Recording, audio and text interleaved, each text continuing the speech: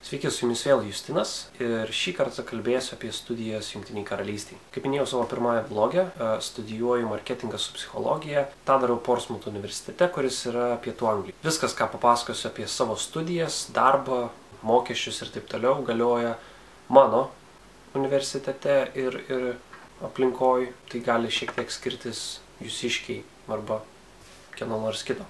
Užsienį, tiesą sakant, studijuoti visai neketinau. Esu minėjęs, kad apsispręsti tai, ką norėčiau gyvenime daryti, buvo labai sunku. Greičiausiai dėl to, kad nieko praktiškai nebuvau pačiupinėjęs ir negalėjau įsivaizduoti, ką aš norėčiau veikti. Buvau tėvam užsiminęs apie tuos neįprastuosius gap metus, bet sulaukiau atsakymo, kad ką čia per nesąmonę sugalvojau ir be to, ką aš per tuos metus veikčiau. Na tai ir stojau. Mokykloje paskutiniais metais matematikos neturėjau, tiksliau turėjau ją B lygiu, tai švietimo sistema labai apribojo mano pasirinkimą ties humanitariniais dalykais. Pirmiausiai rašiau viešąją komunikaciją, kuri atrodė tobula specialybė man, kadangi buvo susijęs su visom naujosiom technologijom, internetu, kurį taip mėgau. Taip pat atrodė, kad tokius, žodžiu, pusiau žurnalistus, pusiau renginių vedėjus, galbūt organizatorius ruošia, kas man pasirodė ganėtinai prie širdies. Antroje vietoje rašiau filosofiją, kadangi visada mėgau po visokias gilesnės mintis kapstytis ir specialybė visiškai nepribojo tavęs, o labiau lavino kaip žmogų. Trečioje vietoje rašiau teisę, kurią visi sakė, kad praktiškai bet kur galima panaudoti. Į viešąją komunikaciją neįstojau, o neįstojau todėl, kad neturėjau mokykloje informatikos. Paskambinau, sakau, jūs turbūt juokaujat. Atsakė, kad neatleisk niekuo, padėti negalim, žodžiu, siūlom tau mokamą vietą arba imk gretutinės studijas. Taip tapau filosofijos studentu.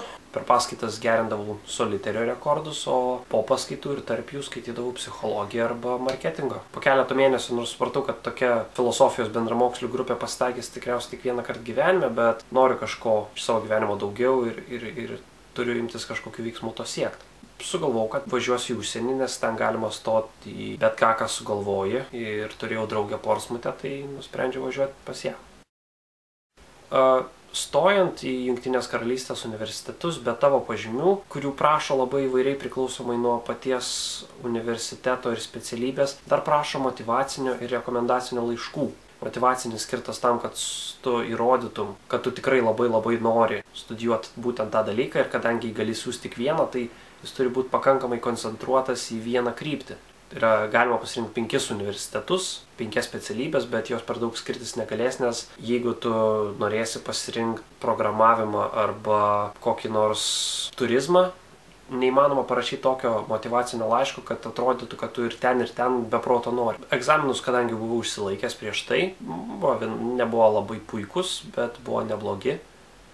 Beliko išsilaikyti IELTS-ą, kurį nusprendžiau išlaikyti būdamas Anglijai.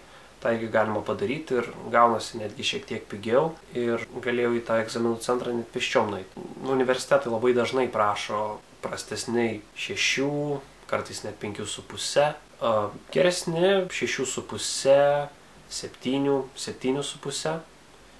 Rinkdamasis studijų kryptį čia jau nebuvau dar iki galo tikras, bet labiausiai žavėjo marketingas, kadangi sritis labai plati ir man patinka viskas, sritis pati irgi apima tiek kūrybinį darbą, tiek analitinį mąstymą, tiek įvairius techninius gebėjimus, taip pat ir komandinį darbą, nes žmonės dažnai skirtingų sričių specialistus reikia sujungti. Bet norėjau stoti į psichologiją ir per ją eiti į marketingą, kadangi atrodė daugiau logikos turintis sprendimas mokytis priežastis žmonių mąstymo ir sprendimų darimo, o ne visas pasiekmes to, kas jų studijuojant marketingą, to, kas jau buvo nuveikta anksčiau.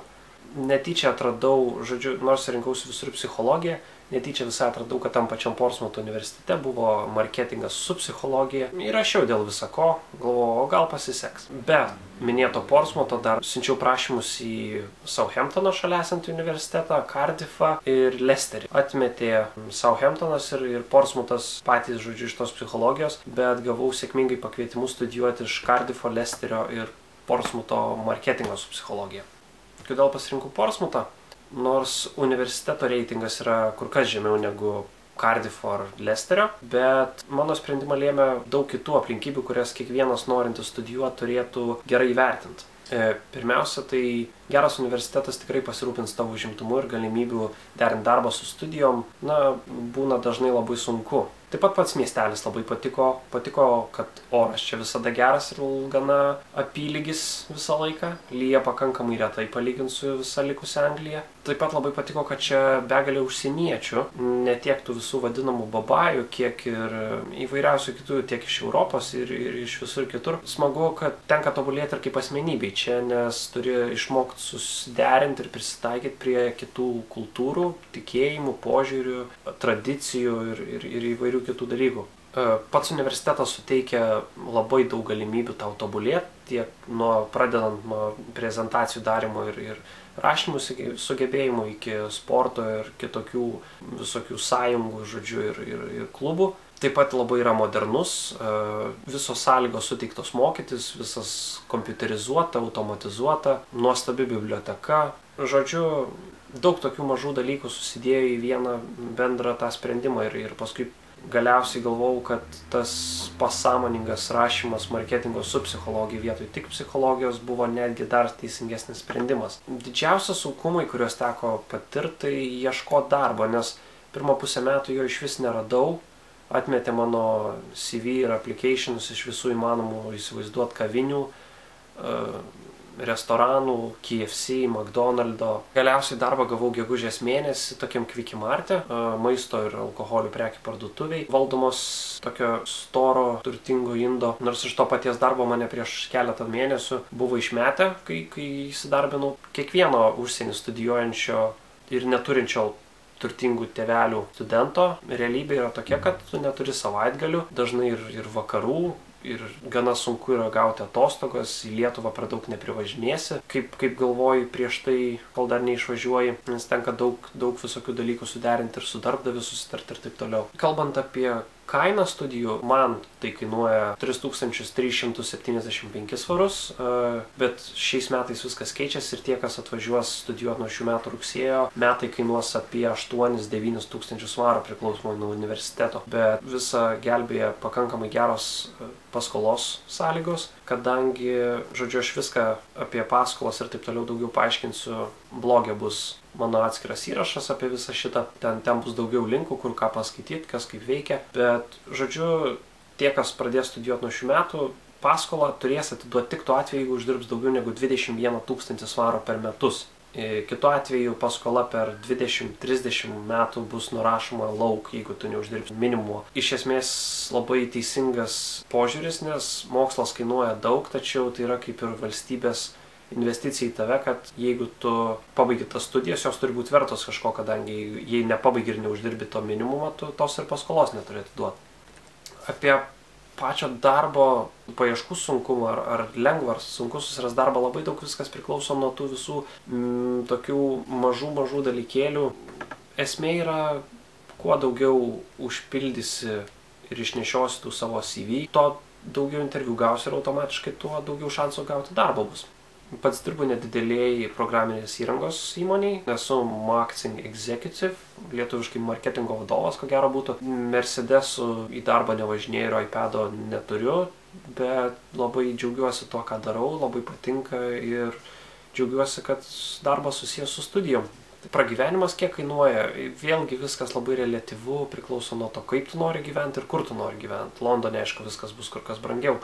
Čia nuoma vidutiniškai 300 svarų, 350, plus dar 50-60 mokesčiam, dar tiek pat reikėtų paskaičiuoti pragyvenimui, tai yra maistui. Dar šiek tiek kas mėnesį gautųsi visokiom smulkmenom buitiniam, šampūnam, žodžiu, muilam visokiam ir taip toliau. Knygos universiteto kainuoja, nors įmanoma suktis ir be jų, ką darau aš.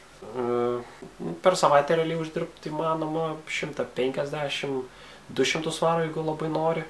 Jeigu labai daug pasiryžęs įsidirbti. O kas galvojat apie tas studijas užsienį, norit studijuoti verslą, daryti verslą, imkit ir darykit, bandykit kažką. Tai norit renginių organizavimą, turizmą, kelionių gidų būt. Tikrai nebūtina tą studijuoti ar kai sako, noriu keliauti, studijuoju turizmą.